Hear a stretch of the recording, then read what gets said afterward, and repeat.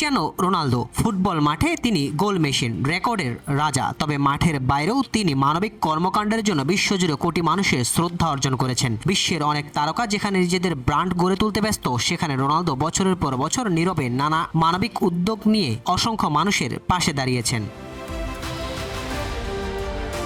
Ronaldo 2011 সালে জেতা নিজের ইউরোপীয় গোল্ডেন বুট এবং 2017 সালে ব্যালন ডি'অর ট্রফি নিলামে তোলেন। সেই নিলাম থেকে প্রাপ্ত অর্থ নিজের কাছে না রেখে মানবিক কাজে দান করেন। বিভিন্ন প্রতিবেদনের তথ্য অনুযায়ী এর একটি অংশ ফিলিস্তিনের গাজার শিশুদের শিক্ষা সহায়তা এবং আরেকটি অংশ মেক আ উইশ ফাউন্ডেশনের মাধ্যমে অবহেলিত ও অসুস্থ শিশুদের স্বপ্ন পূরণে ব্যয় করা হয়।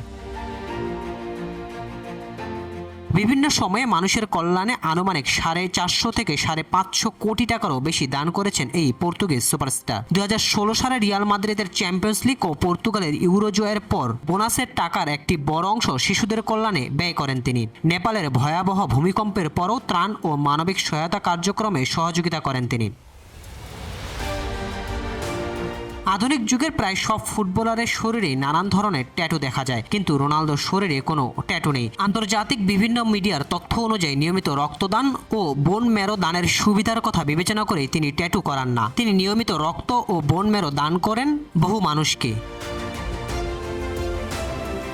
শৈশবের দারিদ্রতাকে হারিয়ে বিশ্ব ফুটবলে অন্যতম সেরা তারকায় পরিণত হওয়া রোনালদো আজ শুধু তার গোল, ট্রফি কিংবা রেকর্ডের জন্যই নন, মানবিক কর্মকাণ্ডের জন্য কোটি মানুষের কাছে অনুপ্রেরণার নাম। মাঠের রাজা হিসেবে যেমন তিনি ইতিহাসে স্মরণীয়, তেমনি মানুষের পাশে দাঁড়ানোর জন্য তিনি বিশ্বজুড়ে শ্রদ্ধার সঙ্গে স্মরণীয় হয়ে থাকবেন।